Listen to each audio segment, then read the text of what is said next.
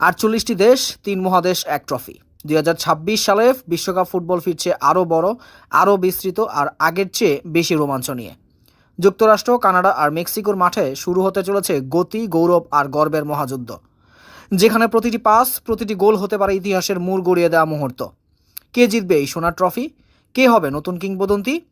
বিশ্ব অপেক্ষায়, কারণ ফুটবলের রাজত্ব আবারও খালি, আর সিংহাসনের জন্য শুরু হচ্ছে চূড়ান্ত লড়াই।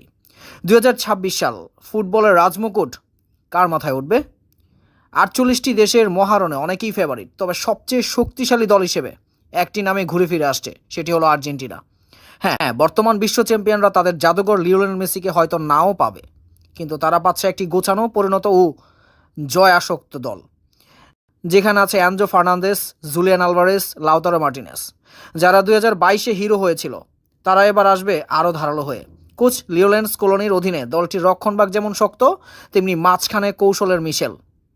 2026 বিশ্বকাপ তাদের সবচেয়ে বড় শক্তি, চ্যাম্পিয়নের আত্মবিশ্বাস। কিন্তু প্রতিদ্বন্দ্বিতায় থাকবে তীব্র। ফ্রান্স আসছে এমবাপ্পের নেতৃত্বে, ব্রাজিলের দলে নতুন তরুণ রক্ত, ইংল্যান্ডকেও গড়ে তুলেছে একটি ভারসাম্যপূর্ণ স্কোয়াড। তবু অভিজ্ঞতা, ঘটন ও বিশ্বমঞ্চে প্রমাণ, এই তিনে এগিয়ে আর্জেন্টিনা। এবং তাই 2026 বিশ্বকাপে সবচেয়ে শক্তিশালী দল হিসেবে আখ্যা পেয়েছে আর্জেন্টিনা। তবে ফুটবলের শেষ কথা বলে মাঠ, তাই অপেক্ষা করুন, কারণ গোল, কান্না আর বিশ্ব